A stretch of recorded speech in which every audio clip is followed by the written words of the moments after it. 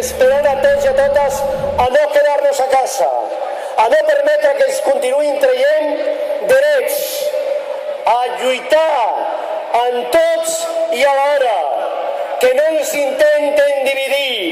Les plataformes que s'han creat per defensar drets són importantíssimes, les hem d'enfortir, no són cap element contradictori amb els sindicats. Sumem la Confederació d'Associacions de Veïns, que ens acompanyen avui com tots els dies, sumen les associacions de pares i alumnes, sumen les associacions d'estudiants que lluiten perquè no es converteixi la universitat en un coto d'uns pocs, dels més rics, sumen, i tantes plataformes com Visca Catalunya.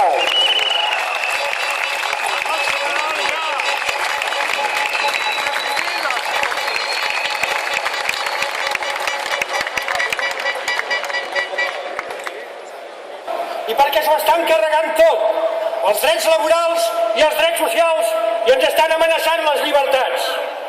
Avui, a Catalunya, hi ha més atur, més pobresa i més desigualtat que fa un any, però segueixen fent recaure sobre les esquenes dels treballadors i les treballadores, rebaixant condicions de treball i creant desocupació tot el pes de l'ajust del deute de les entitats financeres. Hem de canviar les coses.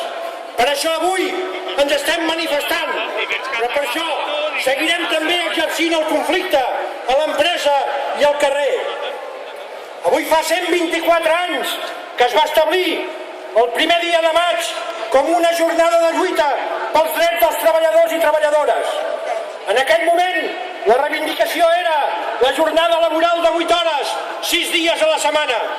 Però recordàvem també la cruenta repressió dels obrers en vaga de Chicago en defensa dels seus drets. Des de l'any 1889 ha plogut molt i hem anat conquerint molts drets amb la nostra lluita. Però ni els drets, especialment de grans fortunes i grans empreses que s'aprofiten de regals fiscals i del bon tracte. I cal lluitar contra la corrupció i el frau fiscal.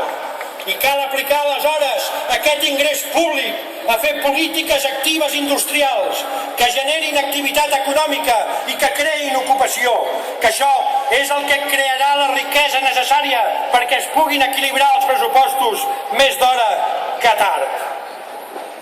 S'estan també carregant la protecció social, com ja hem vist